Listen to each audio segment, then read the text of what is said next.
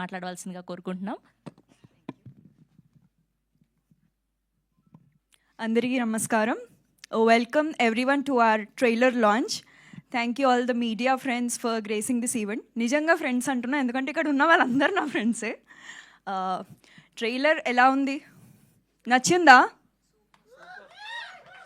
మరి కొంచెం గట్టిగా ప్లీజ్, మాకు ఎంకరేజ్మెంట్ వస్తుంది. ఎలా ఉంది?